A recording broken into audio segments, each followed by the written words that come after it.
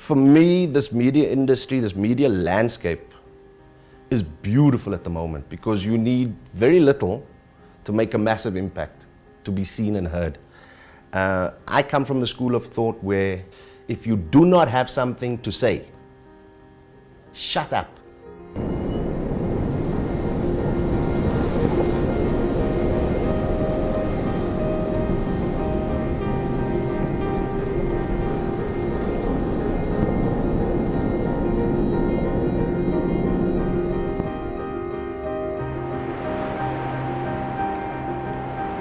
The name is Udo Carelse. If you were to ask me what I did for a living, I would say that I am a storyteller. I've had the privilege of working across just about every broadcaster that South Africa has to offer, both for radio and television, over the past 22 years, telling stories, either as a presenter, a producer, a scriptwriter, and across all mediums in the country. That's what drives me. That's what gets me out of bed every single morning. I grew up in a place oddly named Atlantis, after the lost city of it, the mythical lost city of Atlantis. And what I didn't know as a young South African is just what significance that place actually held in apartheid folklore. It was a place that was created specifically for people like my parents, under the old classification of colored in the apartheid years, as a town that should make the rest of the world think that apartheid is working. In other words, they provided a space for young colored families to grow and thrive within that racially segregated hierarchy. And that's the town that I grew up in.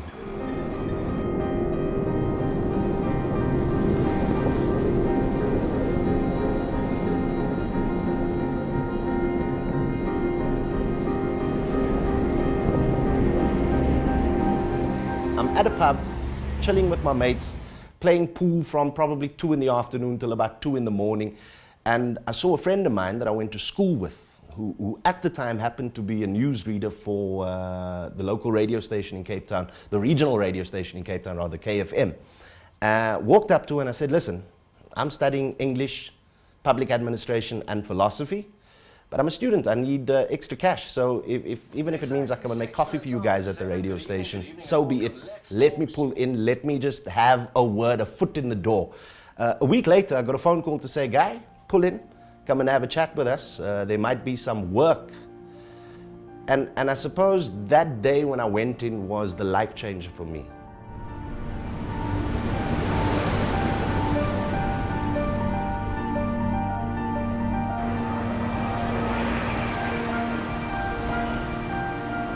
It was a critical moment in my news career. And I can't remember the exact year, but there was a news story involving a young girl who went to go and drink at a 14 years old at the time, went to go and drink at a tavern with her boyfriend, and was brutally murdered. She was stabbed 54 times. And immediately when that story happened, it impacted me deeply.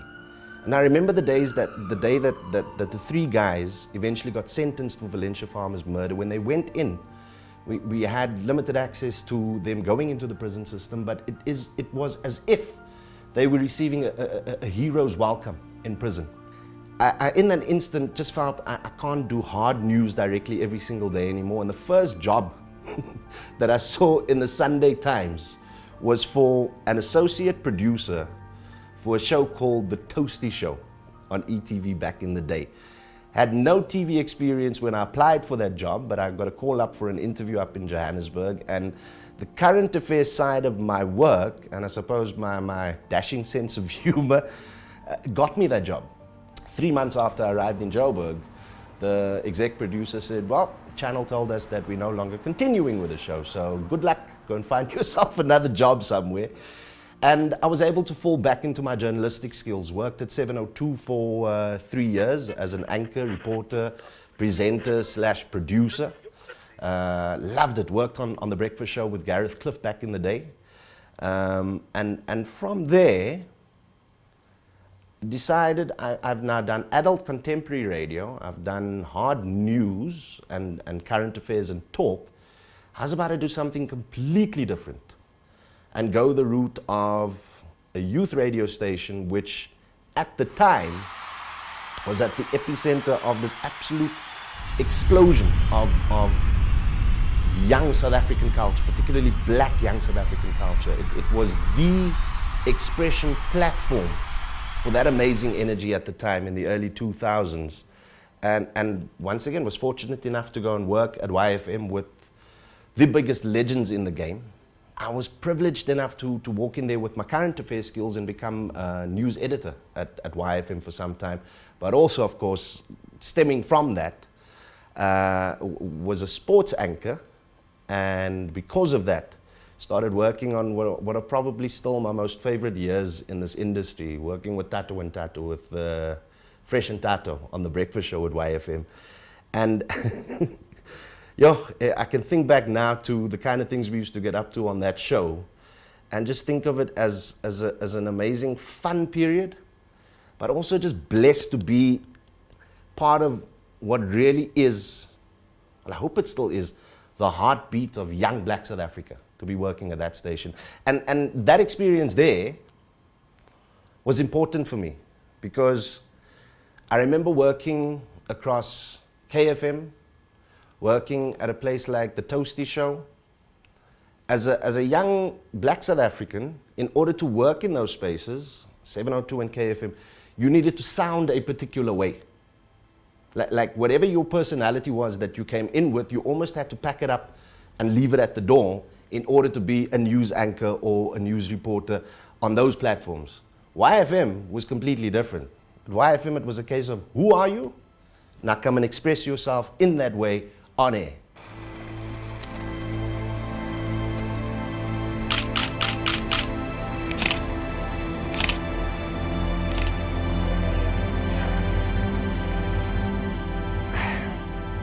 This industry is a funny one in the sense that it can swallow you whole, chew you up, spit you out if you're in it for the wrong reasons. I think I came from a very strong content background. So what I look like on this camera and what I look like on that camera, to me, has always been less important than what's coming out of my mouth, than the story that I'm trying to tell. So I think my advice to young people who want to be in this industry is know your lane, man. Know what you want to do. There's so many various aspects in the creative industries that you can tap into. If you want to be a TV star, if you want to be a super mega film star, then know that and be honest to yourself about that. If you're in doubt, but you think you want to work in this space, you owe it to yourself to first give yourself the time to figure out exactly what it is, because you could be the next great DOP who never shot a single reel in this industry because you were confused by the lights and thought maybe I should be a TV star. And life is too short, regardless of the industry that you want to be in, to be a doos. Be a nice person. Be a nice person. Be nice on your way up. Even be nice on your way down. Because this industry is fickle. You could be working 12 months out of 12 months this year, and next year 1 out of 12.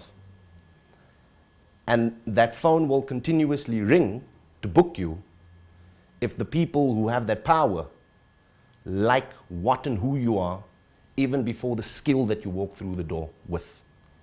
So don't be a doer.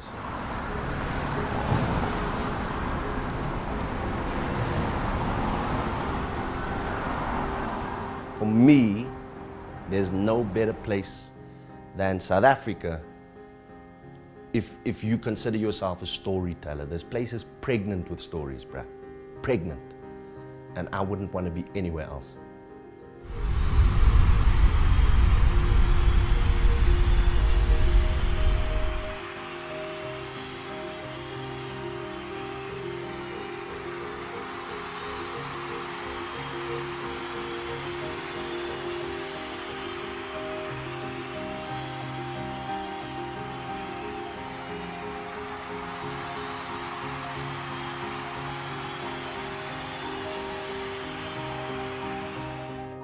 Yep, that's how we wrap up our That's how we wrap up our episode 6.